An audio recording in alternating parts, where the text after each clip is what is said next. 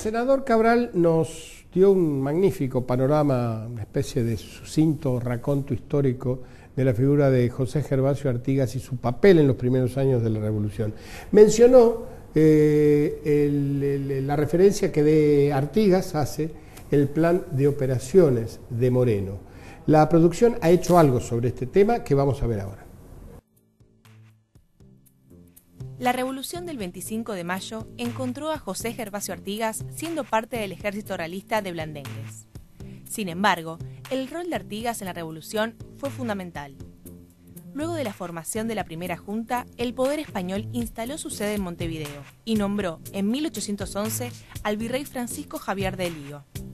La primera junta desconoció su autoridad y le declaró la guerra. Ese mismo año, Artigas desertó del cuerpo de Blandengues y se trasladó a Buenos Aires para ofrecer sus servicios al gobierno revolucionario, que le dio el grado de teniente coronel. 150 hombres y 200 pesos para iniciar el levantamiento de la banda oriental contra España. Anteriormente, Mariano Moreno había previsto la inclusión del caudillo en el bando revolucionario. En su plan de operaciones, Moreno detalla las medidas que la primera junta debe tomar para lograr independencia absoluta. Entre otras cosas, promueve una insurrección en la banda oriental y el sur de Brasil, para la que Artigas es esencial. Así, en su artículo 7 escribe: «Sería muy del caso atraerse a dos sujetos, por sus conocimientos, que nos consta son muy extensos en la campaña, como por sus talentos, opinión, concepto y respeto, como son el capitán de dragones, don José Rondó, y el capitán de Blandengues, don José Artigas, quienes harán en poco tiempo progresos tan rápidos que antes de 6 meses podrá tratarse de formalizar el sitio de la plaza». Acá lo vemos en el documento histórico, lo que mencionaba Cabral. ¿Cuál es la opinión que tienen ustedes sobre este punto y sobre este periodo? Quiero decir, los primeros años de la Revolución hasta llegar a la Asamblea del año 13. Bueno, parece que el autor del plan de operaciones hacía futurología, ¿no? Porque yo no sé si cuando se redactó supuestamente ese plan... ¿Vos sos de los que creen que es falso eso? No sé, realmente no lo sé y no me interesa tampoco mucho. ¿Por qué? Porque es un documento de época. Lo que pasa es que atribuirlo a Moreno, atribuirlo a diciembre de 1810, como supuestamente debe ser, y que aparezca esto, a mí me suena raro. Porque en esa época Artigas no era una persona tan evidentemente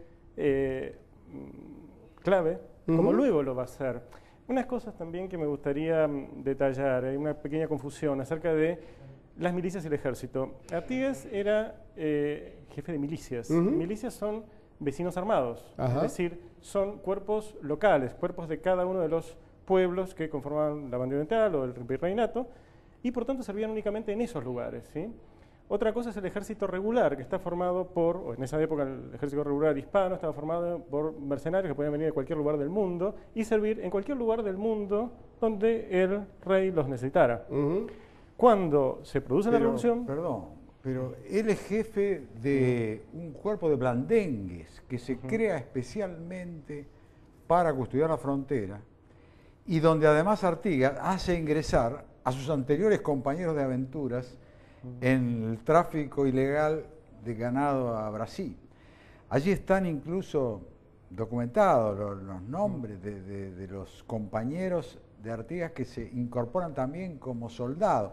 O sea que este es un cuerpo permanente, donde ellos hacen permanente vida de patrullaje en la zona fronteriza. No son ya las milicias estas ocasionales de los pueblos, ¿no? Claro, pero seguimos en una milicia, un cuerpo de ejército, de policía rural, local.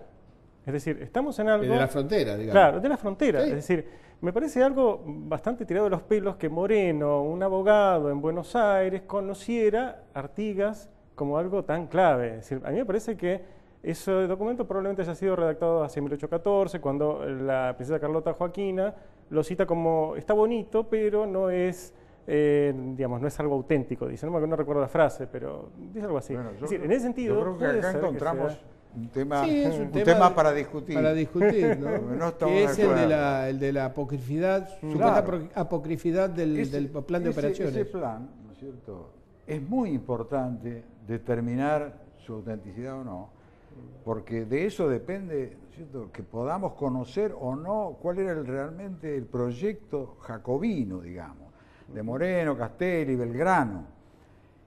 Y respecto a la autenticidad del plan, como argumento, yo creo que es fundamental saber que Belgrano, por su familia que tenía propiedades en Mercedes, tenía un gran conocimiento de la campaña oriental.